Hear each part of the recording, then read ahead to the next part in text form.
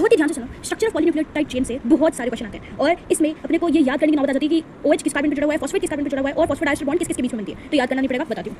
देखो समझना सीखो। देखिए सबसे पहले राइबोज की बात कर लेती हूँ। राइबोज कुछ पेंटोज शुगर होती है, राइट। तो पेंटोज शुगर यहाँ पे O और ये 5 कार्बन बना दिए मैंने, और यहाँ पे इसके ऐसे ऐसे ऐसे करके क्या होता है, यहाँ पे HOH जो भी होगा वो सब हो जाता है। यहाँ पे होता है CH2OH, ठीक है, और यहाँ पे जो HOH यहाँ पे होता है OH, सेकंड कार्बन है तो ये, ठीक है। अब यहाँ से अगर सेकंड कार्बन हटा देते हैं तो ये DNA की शुगर बन जाती है, दैट इज डीऑक्सीराइबोज। बाकी भी अपन हटा नहीं, मैं इसमें समझाती हूँ। तो इसमें अपन ने कैसे नंबरिंग दी है, 1 प्राइम 2 प्राइम 3 प्राइम 4 प्राइम और ये 5 प्राइम, ठीक है। तो ये तो पूरी क्या है, ये पूरी है पेंटोज शुगर, ठीक है। अब अपने को ये तो बताइए, पहले बताती हूँ, ये तो अपने को बताइए कि नाइट्रोजनस बेस प्लस शुगर क्या बनाता है, न्यूक्लियोसाइड बनाता है, ठीक है। नाइट्रोजनस बेस प्लस शुगर क्या बनाता है, न्यूक्लियोसाइड बनाता है, राइट। और जब न्यूक्लियोसाइड में फॉस्फेट ग्रुप ऐड हो जाता है तब क्या बन जाता है, न्यूक्लियोटाइड बन जाता है, पता ही है ना, इस शुगर के ऊपर, है ना। तो इस शुगर में अगर मैं किसी पे भी नाइट्रोजनस बेस जोड़ दूं, है ना, तो नाइट्रोजनस अगर मैं बेस जोड़ दूं तो क्या बन जाएगा, sugar plus nitrogenous base, nitrogenous base plus sugar यानी शुगर प्लस नाइट्रोजनस बेस क्या बन जाएगा, न्यूक्लियोसाइड। तो सबसे पहले इस शुगर को मैं न्यूक्लियोसाइड बनाती हूँ, ठीक है। तो एनसीईआरटी बोल रही है कि OH और फर्स्ट कार्बन पेंटोज शुगर पे मैं OH जोड़ रही हूँ, मतलब पेंटोज शुगर के first carbon of pentose sugar पे मैं नाइट्रोजनस बेस जोड़ रही हूँ, ठीक है। तो भाई जोड़ो, यहाँ पे मैंने कोई नाइट्रोजनस बेस जोड़ दिया, ठीक है। वैसे वो एडेनिन ग्वानिन कुछ भी हो सकता है, कुछ भी हो सकता है, ठीक है। अब ये पूरा क्या बन गया, शुगर प्लस नाइट्रोजनस बेस क्या बन गया, ये न्यूक्लियोसाइड बन गया, है ना।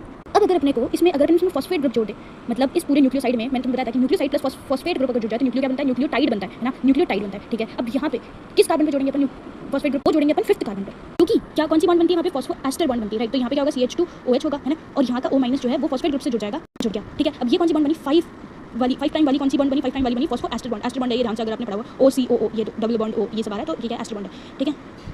एस्टर बॉन्ड है यानी कि इसको फॉस्फोएस्टर भी बोल सकते हैं, फॉस्फोएस्टर पूरा हो गया एक न्यूक्लियोटाइड, ठीक है। अब बहुत सारे न्यूक्लियोटाइड पॉलीन्यूक्लियोटाइड चेन बोलते हैं DNA को। तो अब अपने को DNA बनाना है, पहले अपन ने न्यूक्लियोसाइड बनाया, फिर न्यूक्लियोटाइड बनाया, फिर उसके बाद अपन न्यूक्लियोटाइड की चेन बनाएंगे। यहाँ पे क्या होता है, अपन ने पढ़ा हुआ है कि DNA की पोलैरिटी 5 प्राइम से 3 प्राइम 3 प्राइम से 5 प्राइम से जाती है, राइट। कि एक एंड जो है कोई 3 प्राइम का खाली रहना चाहिए और एक एंड 5 प्राइम का खाली रहना चाहिए, तभी अपन उसको बोल पाएंगे। तो मैं बताती हूँ, तो इसके क्या होता है, 3 कार्बन के OH पर जो 3 कार्बन पे OH लगा हुआ है उससे दूसरी फॉस्फेट बॉन्ड जुड़ जाती है, ठीक है। और ये बनती है क्योंकि ये दो न्यूक्लियोटाइड को यहाँ पे भी वही सेम चीज़, यहाँ ये वाली जो चीज़ है ये सेम चीज़ चालू जाएगी ऐसे ऐसे। एनसीईआरटी का डायग्राम दिखाऊं तो देखो ये कुछ ऐसा है, ये देखो कैसा है। तो यहाँ पे अगर मैं देखूँ तो यहाँ पे 5 पे फॉस्फेट लगा हुआ था, हाँ जी हमारे भी 5 पे फॉस्फेट लग गया था ये रहा, है ना। और यहाँ पे 1 कार्बन पे नाइट्रोजनस बेस है, हाँ जी हमारे भी 1 कार्बन पे नाइट्रोजनस बेस है ना। और साथ में इसके ये जो 3 प्राइम है, यहाँ पे इसका ये 3 प्राइम है, 3 प्राइम के OH से दूसरा फॉस्फोरस आके जुड़ रहा है, तो हमारा भी 3 प्राइम के उससे दूसरा फॉस्फोरस आके जुड़ रहा है ना। अब यहाँ से इस फॉस्फोरस से एक और CH2OH वाली जो बॉन्ड है, ये वाली जो बॉन्ड है, ये वाला जो फॉस्फोरस है ये किसी और दूसरे न्यूक्लियोटाइड से जुड़ जाएगा, तो ये वाला इसी और दूसरे न्यूक्लियोटाइड से जुड़ जाएगा। और ऐसे चलते चलते चलते चलते चलते लास्ट में अपने को मिलेगा 3 हाइड्रोक्सी फ्री और यहाँ पे 5 फॉस्फेट का फ्री, ठीक है। तो इसलिए बोलते हैं 5 प्राइम से 3 प्राइम तक पोलैरिटी हो जाएगी।